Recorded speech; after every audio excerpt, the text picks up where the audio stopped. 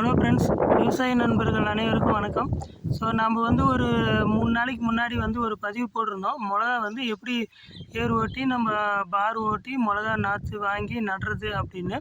So நம்ம வந்து மிளகா நாற்று வந்து நட்டுட்டோம். இப்போ பார்த்தீங்கன்னாக்கா மிளகா நாற்றுக்கு 3வது நாள் இல்லைன்னா 4வது நாள், அதாவது நட்ட நாள்லேருந்து 3வது நாள் இல்லைன்னா 4வது நாள் வந்து திருப்பி ஒரு டைம் வந்து நம்ம தண்ணி பாய்ச்சணும், சரிங்களா? ஏன்னா மிளகா நாற்று வந்து உயிர் தண்ணி கட்டணும் அப்படின்னு சொல்லுவாங்க. ஸோ நம்ம வந்து வாரத்துக்கு மிளகாய்க்கு வந்து மேக்ஸிமம் வாரத்துக்கு ஒரு நாளைக்கு தண்ணி 5 நாளைக்கு ஒரு டைம் தண்ணி கட்டினா தான் நாற்று வந்து நல்லா வளரும். இப்போ பார்த்தீங்கன்னா நம்ம நாற்று நட்டு 4 நாள் ஆகுது.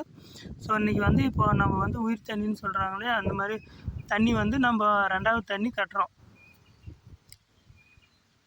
ஏன்னா நம்ம வந்து தண்ணி கட்டாமல் விட்டோம்னாக்கா அது வந்து நம்ம 5 நாளைக்கு ஒரு டைம் கண்டிப்பாக மிளகாவுக்கு காய்கறி பயிர் எல்லாத்துக்குமே மேக்ஸிமம் 5 நாளைக்கு ஒரு தண்ணி நம்ம வந்து கட்டி தான் ஆகணும்.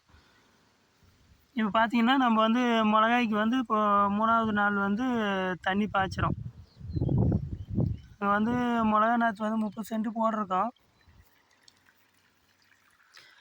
இப்போ பார்த்தீங்கன்னா நம்ம வந்து மிளகா நாற்று வந்து 2 அடிக்கு 1 போட்டு நட்டு இருக்கோம்.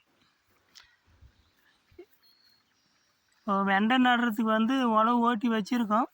மழை வந்துச்சுனாக்கா வெண்டையும் அவரையும் நடலாம் அப்படின்னு இருக்கோம். அது நடும்போது நான் உங்களுக்கு ஒரு வீடியோ எடுத்து போடுறேன், சரிங்களா? ஸோ இப்போ வந்து மிளகாவும் கத்திரியும் நட்டுருக்கோம். பார்த்தீங்கன்னாக்கா 2 அடிக்கு 1 கரெக்டாக தெரியுதுங்களா? 2 அடிக்கு 1 மிளகா நட்டுருக்கோம். பார் வந்து 3 அடிக்கு 1 ஓட்டியிருக்கோம். ஏன்னா போன டைம் வந்து நாங்கள் பார் வந்து 2 அடிக்கு 1 ஓட்டி 1.5 அடிக்கு 1 மிளகா நட்டது வந்து அப்படியே செடி மொத்தமாக மூடிக்கிச்சு. அதனால் இப்போ வந்து 3 அடிக்கு பார் ஓட்டியிருக்கோம். 3 அடி கேப்புக்கு ஒரு பார் ஓட்டியிருக்கோம்.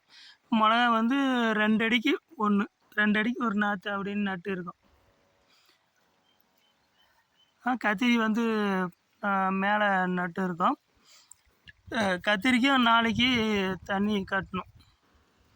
அதே மாதிரி இதுக்கும் அந்த மாதிரி தான் கட்டணும். இது வந்து கத்திரி செடி பாருங்கள். கத்திரி செடி வந்து நம்ம கத்திரியும் நம்ம வந்து 5 அடி கத்திரி வந்து பார் ஓடுறது வந்து கேப்பு இந்த மஞ்சிக்கும் இது பாருங்கள், இந்த மஞ்சிக்கும் கேப் வந்து 5 அடி வரும். செடி வந்து 3 அடிக்கு 1 வந்து நம்ம செடி நடுறோம்.